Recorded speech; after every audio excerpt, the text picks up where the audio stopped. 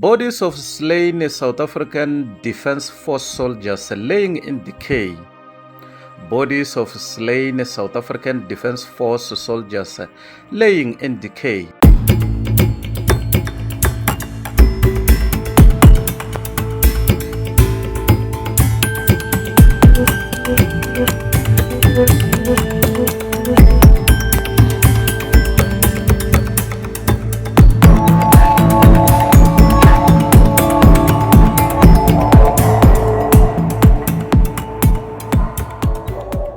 So we have called for a ceasefire.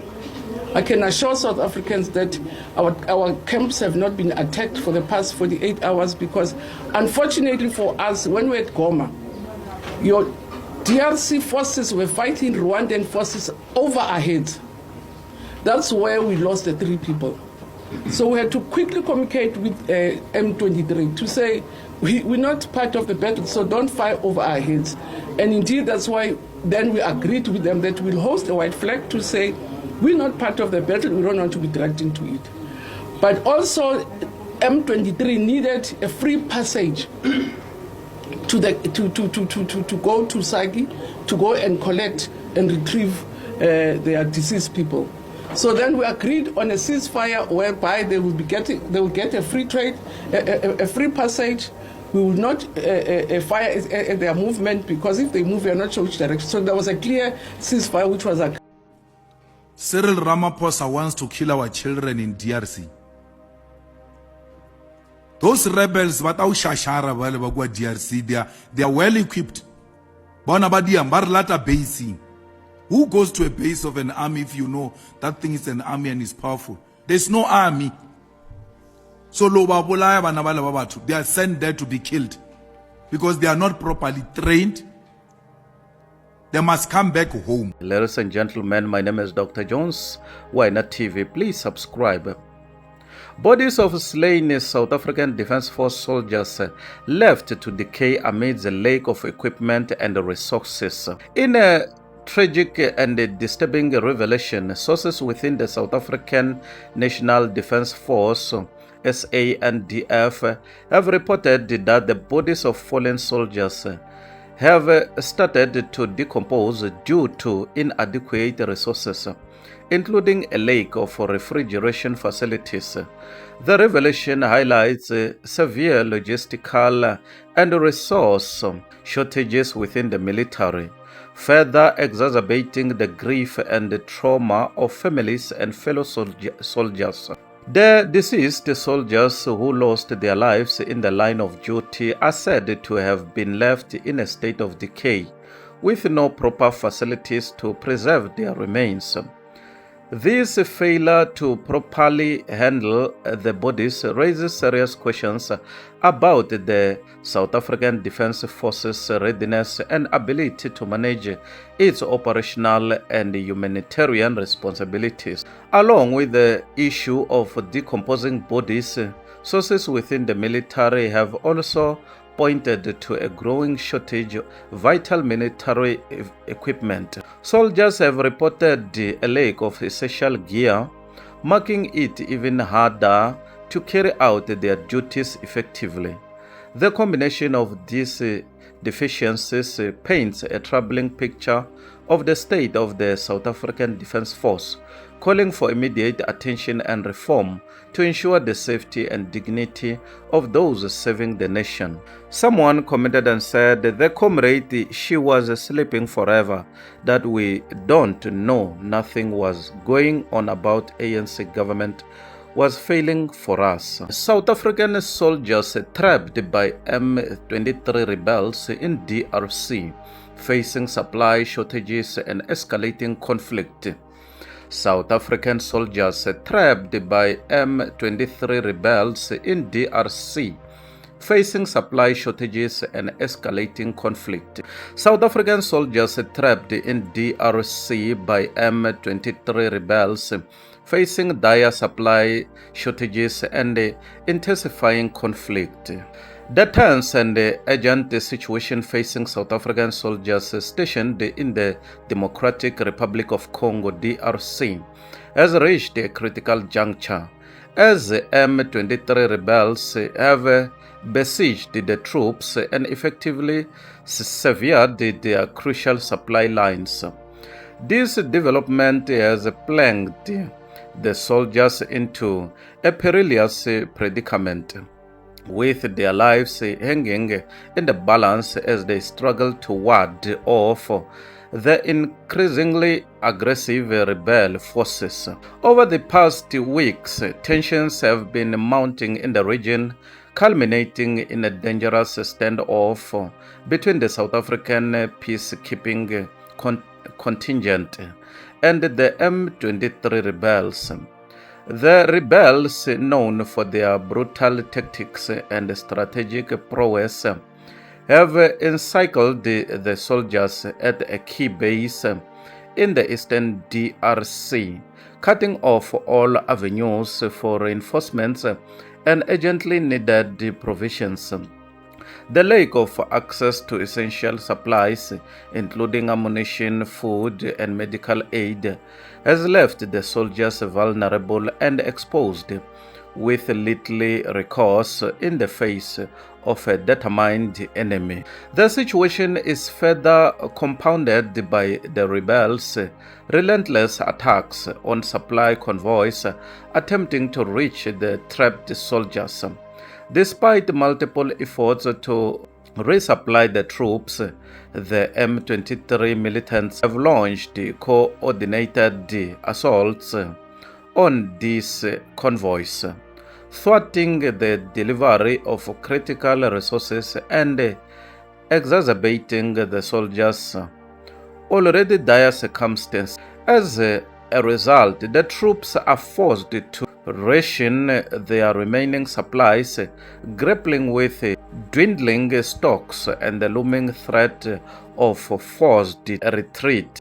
The international community has been closely monitoring the unfolding crisis, with concerns mounting over the efficacy of the United Nations peacekeeping mission in the face of the M23 insurgency. The rebels' brazen advances and tragic control over key territories have raised doubts about the mission's ability to stem the tide of conflict and safeguard the lives of peacekeepers in the region. As clashes escalate and tensions rise, questions linger about the feasibility of sustaining peacekeeping efforts in a hostile and unpredictable environment.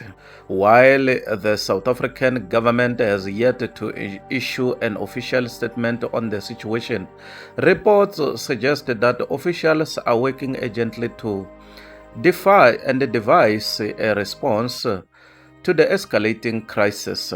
Military leaders are said to be exploring various strategies to break the deadlock and secure the safety of the besieged troops, but the challenges posed by the rebels' intransigence and firepower loom large. For the soldiers on the ground, the situation remains dire and precarious. Amidst exhaustion, fear, and uncertainty, they find themselves locked in a high-stakes battle for survival, with little respite in sight. As they await potential reinforcements and a potential breakthrough in the conflict, their resilience and determination are tested to the limit. As they grapple with the harsh reality of their vulnerable position in the heart of a volatile conflict zone. As the conflict escalates and international pressure mounts, the fate of the trapped South African soldiers hangs in the balance with the looming threat of further escalation and violence. The coming days will be pivotal in determining whether the soldiers can weather the storm and emerge from this ordeal unscathed, or if the situation will spiral into a full-blown catastrophe that could have far-reaching consequences for all involved. Ladies and gentlemen, my name is Dr. Jones. Why Not TV, please subscribe. Bye for now till we meet again next time. Subscribe.